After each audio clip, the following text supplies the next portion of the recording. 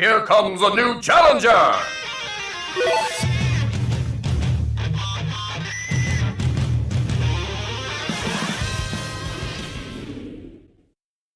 Hello there everyone, and welcome to Not Everyone Is Here. In today's episode we're covering Double Dragon, another beat-em-up series in which I'm also not that familiar with. I don't even know the main characters' names. I just know one's in red and one's in blue. But it was a very popular series on the NES, and I did play it, but I don't really remember it all too well. It was a very long time after all, but I do remember the games being fun. And there were multiple too. I don't remember if there were 3 Double Dragon games or so, but I do know that it had sequels. I also knew it had arcades, if I remember that correctly. And it was actually one of the more unique beat-em-ups in some aspects, of course. But Double Dragon as a series is, again, one of those NES series that is just forgotten, really, and it's owned by Arc System Works, if I recall that correctly. I find it strange because, as I said before, I do think it's nice for Nintendo to actually represent the big third parties of the NES era, and Double Dragon was one of them.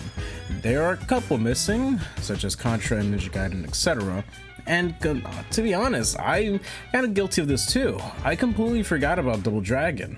It only came to my mind thanks to comments, which again is important that you guys comment down below on some of the characters that I should cover in the future.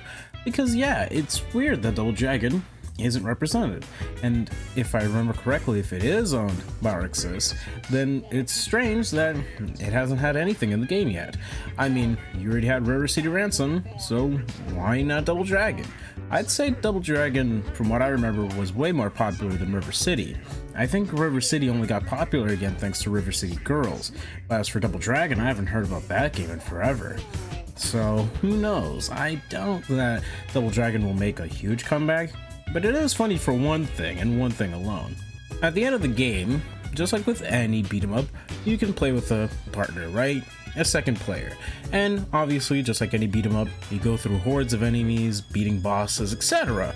And one of the funniest things to me is that once you do make it to the end and save the girl at the end, you know, whatever, you have a moment where you and your friend, if you're playing, multiplayer, if it's just one, then you get the ending, whatever. But if you're playing 2 players, then you have to fight your teammate, the one who went on this journey with you, this whole journey. You know, beating enemies, fighting off hordes, beating bosses, all this sort of stuff. This whole journey you went together as brothers. And then you fight each other to decide who has her hand, you know? I just found that really funny. I mean, maybe I might be misremembering, but that's kind of just how it went. And, you know, then the character gets the ending. And to me, Double Dragon was always kind of funny in that way. If Smash were to ever include them as fighters, it'd be fun if they were to reference that, you know, as an example. I just find that so comedic. You go through this whole adventure spending all these quarters, and if in arcade sense, or, you know, all this time in the NES sense, because back in the NES, you know, you didn't really have save states, right?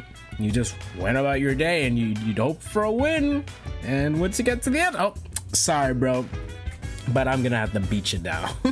You know? I just find that so funny. You know, I don't think of many games that actually do that. I don't think of any game that actually does that outside of Double Dragon, and I'm talking strictly beat-em-up games. There are obviously games that you have to essentially face, well, your teammate. There's one in particular that I won't say the name of, but let's just say that the director has something to do with the Oscars or something like that. Let's just go with that. So, you know, I mean, when it comes down to it, a lot of these games that like have these multiplayer stuff, I'm just kind of surprised that no game has really done this as often, right? Or like this isn't like a common thing in games where it's like, oh, you have 2 players, you go through a certain journey, and then boom, you're against each other. I find that very interesting, but maybe that's just me. Let me know your guys' thoughts on, well, Double Dragon represented. And for me, at least the Spirit or even Mii costumes, those designs are pretty slick, so it would be nice to see them. But Again, that's just me. And let me know in the comments more characters you'd like me to cover. I definitely have a lot to cover in the future. And considering we reached the home stretch, I'm gonna definitely be covering a lot of characters up until that point. So please leave down your requests in the comments below and I will be covering them.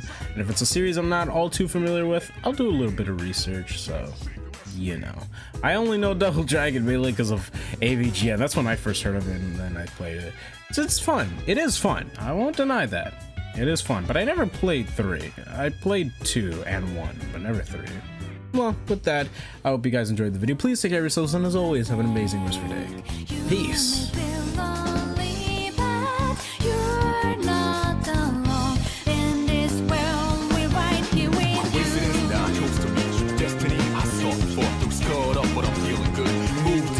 Coming through.